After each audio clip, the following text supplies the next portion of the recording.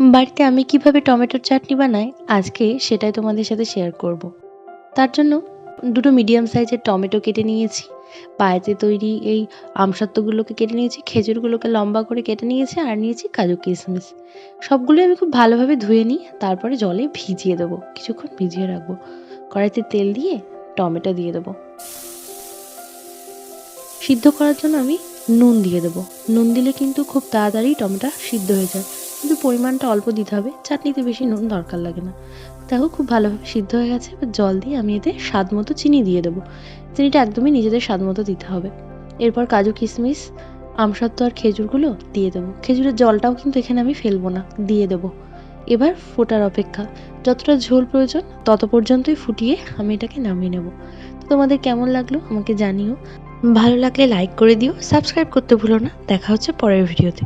শেষ পর্যন্ত দেখার জন্য অনেক অনেক ধন্যবাদ।